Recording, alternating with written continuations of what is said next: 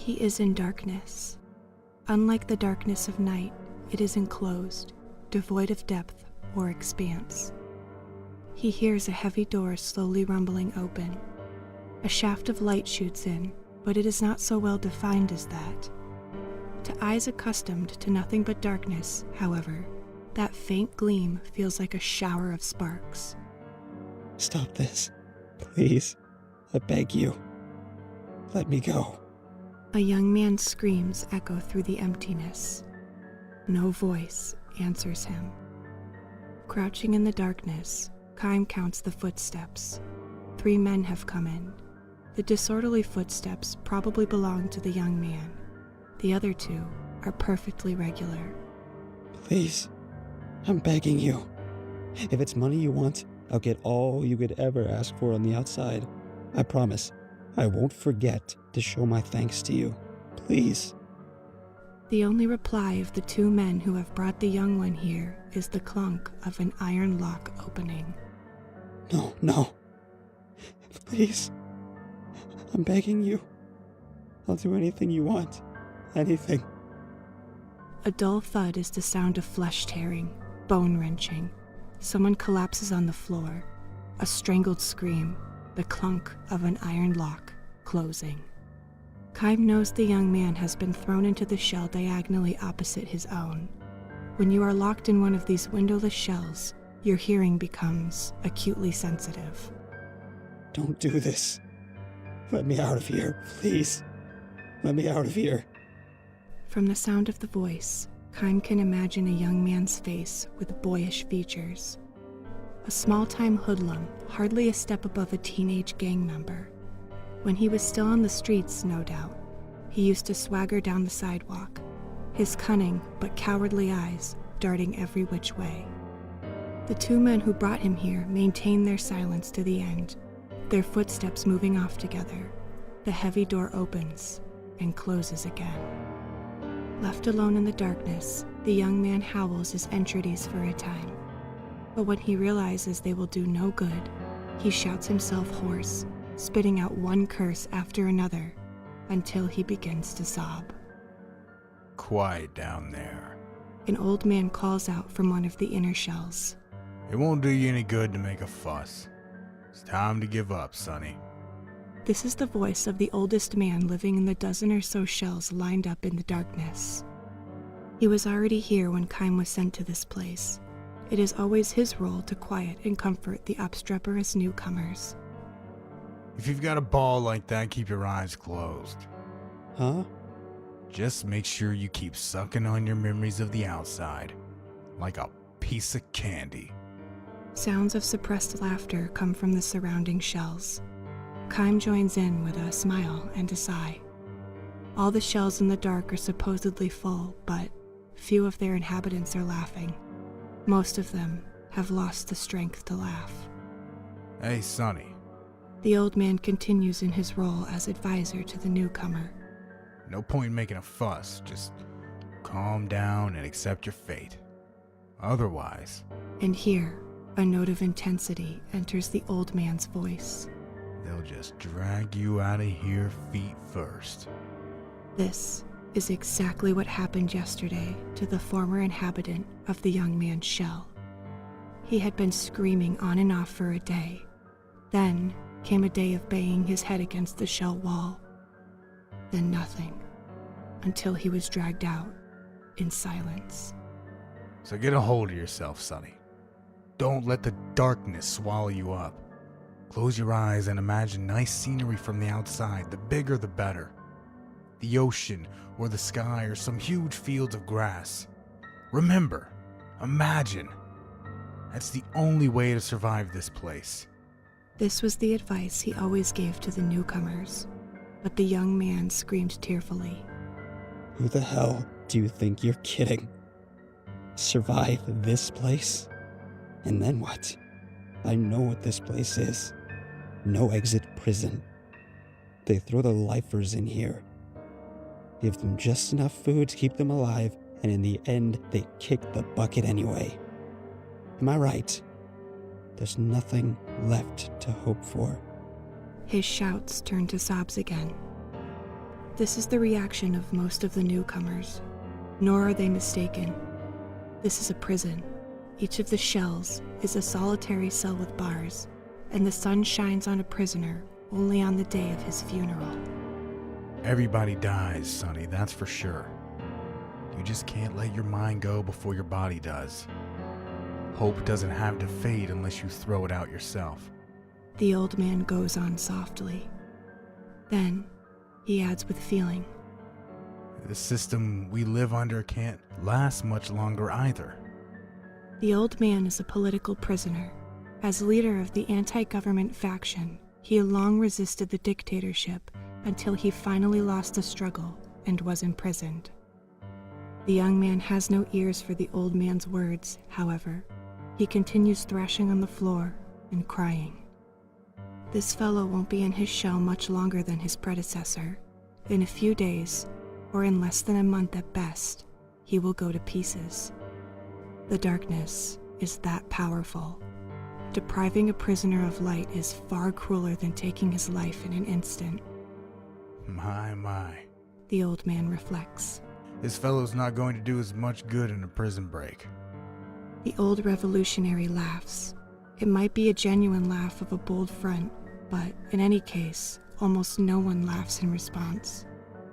Tomorrow morning, or rather, since there is no clear-cut morning in the darkness, after they go to sleep, wake up, and have their next meal, another cold corpse will be dragged out wordlessly from another shell.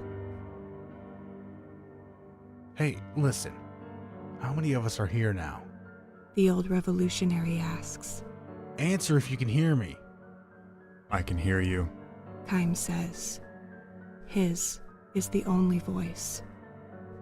Man, this is bad. We were full up a little while ago. The old man gives a dry chuckle. Kaim asks. I wonder if something's happened out there. Maybe so. Answers the old revolutionary. If you ask me, this would be about the time for a coup d'etat or revolution. My boys aren't going to keep quiet much longer. What's your name again? Kaim? Have you noticed what's happening? There used to be a lot more guys getting thrown in here until a little while ago. Most of them real nobodies, not worth sentencing to life. Uh-huh, sure. The young man was one of them, nothing but a small-time crook.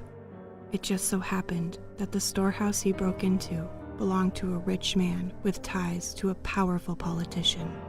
This was the only reason they put him in a shell. The shells always used to be full. They would throw a bunch of men here and they would die. Then new men would come and then they would die. The young man was one of those.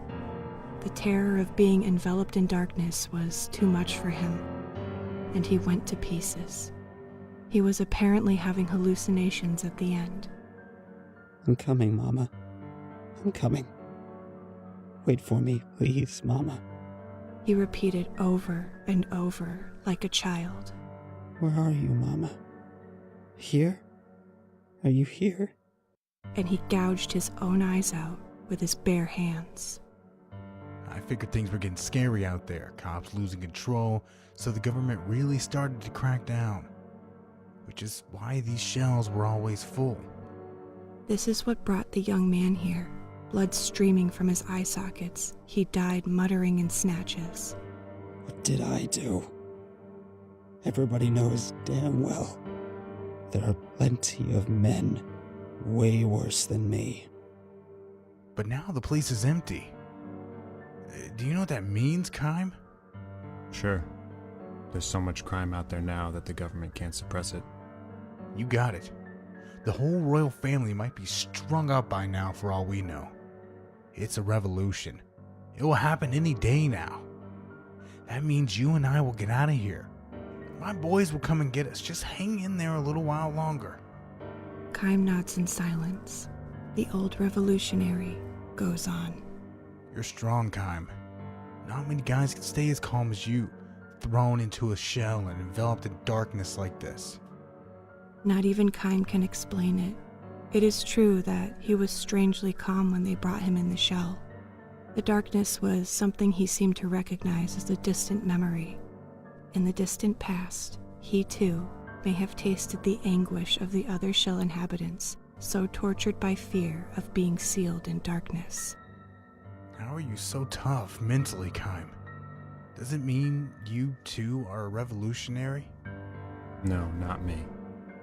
His crime is hardly worth talking about. He resisted somewhat under questioning when they brought him in as a suspect, and for that, he was branded a rebel and thrown into a shell. The old man is probably right, though. The country's dictatorship is almost certainly in its last days. It won't be long now. We'll be back in the real world before we know it. I have hope right in here, and it will stay here until I abandon it myself. The old revolutionary mutters as if trying to convince himself.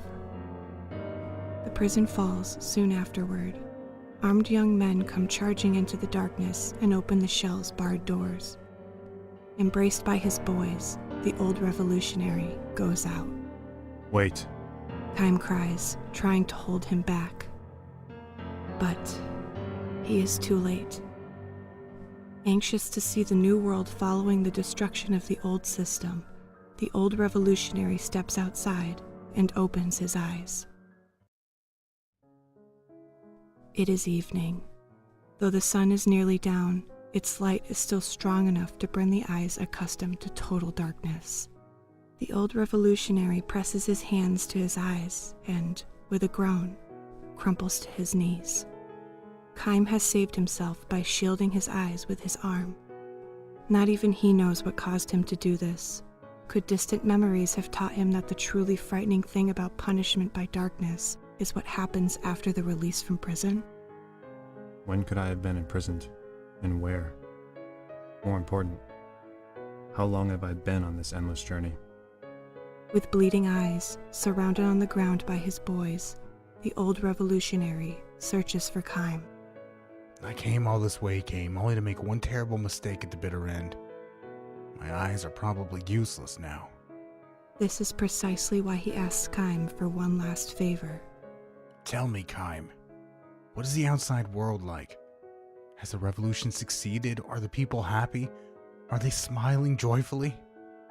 Kaim opens his eyes slowly and just barely beneath the shade of his hand. As far as he can see, the ground is covered in bodies. The corpses of royal troops and revolutionary troops are heaped on one another, and countless civilians are dead. A mother lies dead with her small child in her arms, the bloody corpse of a child's father next to him, arms outstretched in a vain attempt to shield them. Tell me what you see, Kaim. Kaim fights back a sigh and says, You must work from now on to build a happy society.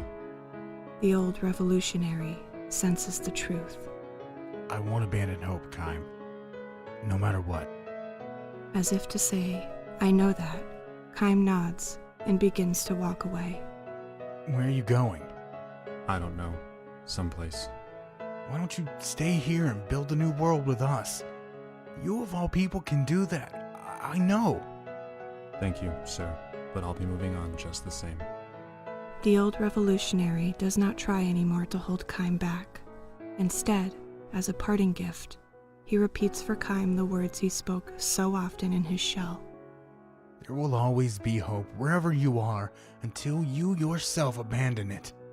Never forget that. Kaim walks on. His eyes chance to light on the body of a young boy lying at his feet.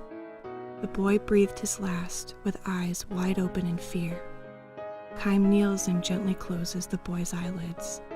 He knows deep down, in a memory too far away for even him to reach, that while darkness can be a great source of terror, it can also bring deep and lasting peace.